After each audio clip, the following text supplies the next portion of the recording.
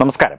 കോൺഗ്രസ് നേതാവ് സന്ദീപ് വാര്യർ ഒരു വക്കീൽ നോട്ടീസ് അയച്ച കഥ, അഡ്വക്കേറ്റ് ശങ്കുട്ടി ദാസിന് ഒരു വക്കീൽ നോട്ടീസിന് മറുപടി അയച്ച കഥ നമ്മൾ ഇന്നലെ കേട്ടു.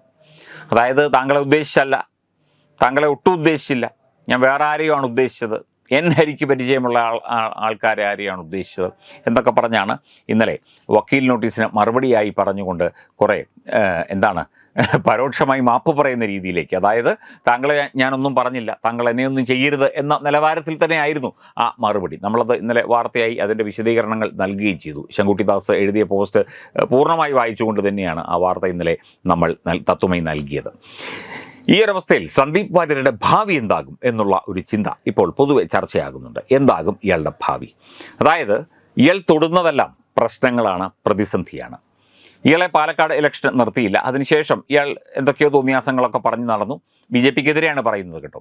മാത്രമല്ല ഇയാൾ പല തോന്നിയാസങ്ങളും പറയുന്നത്, അല്ലെങ്കിൽ കെ സുരേന്ദ്രനെ ചീത്ത വിളിക്കുന്നത്, രാജീവ് ചന്ദ്രശേഖരെ ചീത്ത വിളിക്കുന്നത്, BJPക്കാരെയും RSകാരെയും ചീത്ത വിളിക്കുന്നത് ഒക്കെ തന്നെ ആരുടെ പ്രീതി നേടാനാണ് എന്നത് നമുക്ക് വ്യക്തമായിട്ടുണ്ട്. വേറെ ആരുടെയുമല്ല, മുസ്ലിം ലീഗിൻ്റെയും ഇന്ത്യൻ യൂണിയൻ മുസ്ലിം ലീഗിൻ്റെയും സുഡാപ്പികളുടെയും ഒക്കെ പിന്തുണ നേടാൻ വേണ്ടിയാണ് ഇയാൾ ഈ കളികളൊക്കെ തന്നെ കളിക്കുന്നത്. ഇയാൾ ഇതിനിടയ്ക്ക് ഗൾഫിൽ പോയി എന്നൊക്കെ കേട്ടു. എന്തൊക്കെയായാലും ശരി, ഇയാൾ ഒരു കഷ്ടിച്ച് 6 മാസം കൂടി ഇയാൾക്ക് കേരള രാഷ്ട്രീയത്തിൽ ഇങ്ങനെയൊക്കെ നിൽക്കാം. അത് കഴിഞ്ഞാൽ ഇങ്ങനെ തൂത്തുപെറുക്കിയെടുത്ത് ദൂരോട്ട് കളയും. ഇങ്ങർക്ക് 2026 നിയമസഭാ തെരഞ്ഞെടുപ്പിൽ കോൺഗ്രസ് സീറ്റ് കൊടുക്കുമോ? കൊടുക്കില്ല. ഇയാൾക്ക് കൊടുക്കാൻ പോകുന്നത് എന്താണെന്നറിയാമോ? ഇയാൾക്ക് ഇനിയിപ്പോൾ ത്രിതല പഞ്ചായത്ത് തെരഞ്ഞെടുപ്പ് വരികയില്ലേ, തദ്ദേശ സ്വയംഭരണ സ്ഥാപനങ്ങളിലേക്ക്. ആ തെരഞ്ഞെടുപ്പിൽ ഇയാൾക്ക് എന്തെങ്കിലും ബ്ലോക്ക് പഞ്ചായത്തിലേക്കോ ജില്ലാ പഞ്ചായത്തിലേക്കോ ഒക്കെ തന്നെ ഇയാളെ മത്സരിക്കാൻ നിർബന്ധിതനാക്കും. അയാൾ മത്സരിക്കുമോ എന്നറിയില്ല. അയാൾക്ക് അവിടെ ഒരു സീറ്റ് കൊടുക്കും, കൊടുത്തിട്ട് തോൽപ്പിക്കും. തോറ്റു കഴിഞ്ഞാൽ പിന്നെ മിണ്ടാൻ പറ്റില്ല. ബ്ലോക്കിലും അല്ലെങ്കിൽ ജില്ലാ പഞ്ചായത്തിൽ നിങ്ങൾ തോറ്റു, ഇനി നിയമസഭയിൽ നിങ്ങൾക്ക് മത്സരിക്കണം എന്ന് പറയുന്നതിന് എന്ത് വാദമാണ് അല്ലെങ്കിൽ എന്ത് ന്യായമാണ് ഉള്ളത് എന്ന് ചോദിക്കില്ലേ കോൺഗ്രസ്സുകാർ? സണ്ണി ജോസഫ് ചോദിച്ചില്ലെങ്കിലും VD സതീശൻ ചോദിക്കും, രമേശ് ചെന്നിത്തലയും ചോദിക്കും. അങ്ങനെ കോൺഗ്രസ്സിലെ ഒരു എടുക്കാച്ചരക്കായി ഇയാൾ മാറും. ഇയാളെ പിടിച്ച് മൂലക്കിരുത്തും. അങ്ങനെ എത്രയോ എടുക്കാച്ചരക്കുകൾ കോൺഗ്രസ്സിലും CPMലും ഒക്കെയുണ്ട്.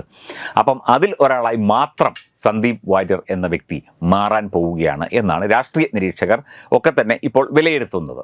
നമ്മളയാൾ അങ്ങനെ ആകണം എന്നൊന്നും പറയുന്നില്ല. ഇന്ത്യൻ രാഷ്ട്രീയത്തിലെ അല്ലെങ്കിൽ കേരള രാഷ്ട്രീയത്തിലെ ഒരു ശോഭിക്കുന്ന ഗർജിക്കുന്ന സിംഹമായി സന്ദീപ് വാര്യർ മാറണം എന്നൊക്കെ നമുക്കും ആഗ്രഹമുണ്ട്. പക്ഷേ ഇയാളുടെ സ്ഥിതി ഇതാണ്. കാരണം വായിലെ നാക്കും കയ്യിലിരിപ്പും അല്ലെങ്കിൽ വ്യക്തമായ അജണ്ടകളും സ്ഥാനമോഹങ്ങളും ഒക്കെ വച്ചുകൊണ്ട് നടന്നാൽ ഇവിടെ കോൺഗ്രസ്സിലെന്നല്ല, CPMലെന്നല്ല, BJPയിലെന്നല്ല ഒരിടത്തും ഇയാൾ എങ്ങും എത്താൻ പോകുന്നില്ല. ഇയാൾ BJPയിൽ നിന്ന് പോയത് സ്ഥാനം കിട്ടാത്തത് കൊണ്ടാണ്, അല്ലെങ്കിൽ കസേര കിട്ടാത്തത് കൊണ്ടാണ്. BJPയിലെ ആൾക്കാർക്ക് കസേര കിട്ടുന്നത് അവർ വീട്ടിൽ നിന്ന് കൊണ്ടുവരുന്നതല്ല, അല്ലെങ്കിൽ അവർ ജനിച്ചു വീഴുമ്പോഴേ അവർക്ക് കസേര കൊടുക്കുകയല്ല. അതിനൊക്കെ അതിൻ്റേതായ ചിട്ടവട്ടങ്ങളുണ്ട്. കോൺഗ്രസ്സിൽ ചെന്നിട്ട് ഇയാൾക്ക് കസേര കിട്ടിയോ?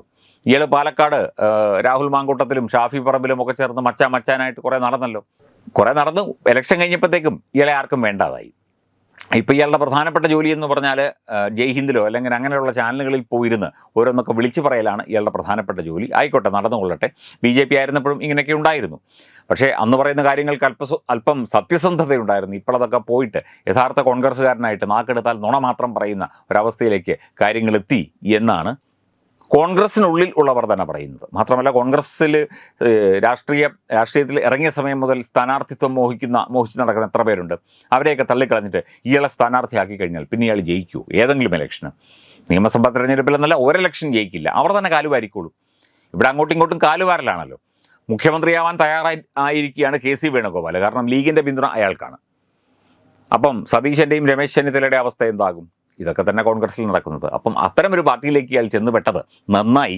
ഇയാളുടെ രാഷ്ട്രീയ ജീവിതം ഇതോടുകൂടി അവസാനിച്ച് കിട്ടും. പിന്നെ വല്ല കുടുംബത്തിൽ സ്വത്തുണ്ടെങ്കിൽ കഴിഞ്ഞുകൂടാം, അല്ലെങ്കിൽ ജോലിയെടുത്ത് ജീവിക്കാം, അല്ലെങ്കിൽ വേറെ എന്തെങ്കിലും കാര്യത്തിന് പോകാം. എന്തായാലും ശരി, സന്ദീപ് വാര്യർ പിന്നെ ഈ ശങ്കുട്ടിദാസിൻ്റെ ഇതൊക്കെയുണ്ട് കേട്ടോ.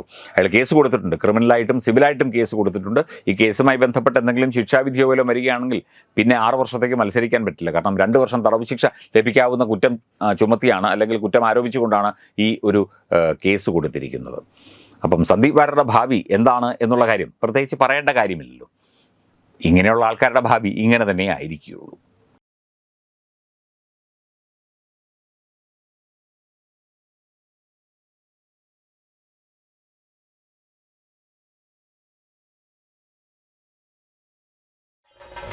ഭാരതത്തിലെ അതിപ്രശസ്തമായ ക്ഷേത്രങ്ങളിലേക്ക് മലയാളം ന്യൂസ് നെറ്റ്വർക്ക് സംഘടിപ്പിക്കുന്ന ആധ്യാത്മിക യാത്രകൾ.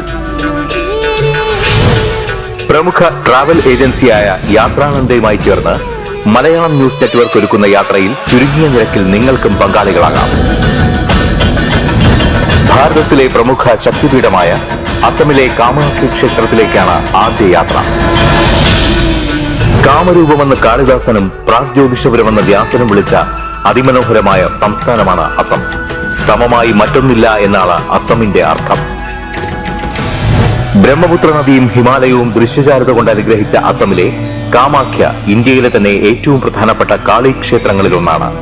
കാമാഖ്യ ക്ഷേത്ര സന്ദർശനത്തിന് ശേഷം കിഴക്കിന്റെ സ്വിറ്റ്സർലാൻഡ് എന്നറിയപ്പെടുന്ന മേഘാലയയിലെ ഷില്ലോങ് നഗരവും ചിറാപുഞ്ചിയും അതിമനോഹരമായ മഴക്കാടുകളും ഹിമാലയൻ കാറ്റ് ചൂളം വിളിക്കുന്ന താഴ്വരകളും മേഘങ്ങളെ ഉമ്മവയ്ക്കുന്ന ചെറുകുന്നുകളും കണ്ണാടി പോലെ ജലമൊഴുകുന്ന ഉമയാങ് നദിയും സന്ദർശിക്കുന്നു.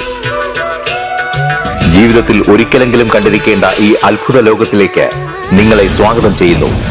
വിമാന ടിക്കറ്റും ചിലവുകളും ഉൾപ്പെടെ 65,000 രൂപ ചിലവ് വരുന്ന ഈ പാക്കേജ് 59,000 രൂപയ്ക്ക് മലയാളം ന്യൂസ് നെറ്റ്വർക്ക് നിങ്ങൾക്ക് ലഭ്യമാക്കുന്നു. ആദ്യം ബുക്ക് ചെയ്യുന്ന 5 പേർക്ക് 56,000 രൂപയ്ക്ക് ഏർലി ബേർഡ് ഓഫറും ലഭ്യമാണ്.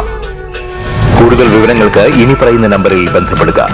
8089001200 അല്ലെങ്കിൽ 7736549234.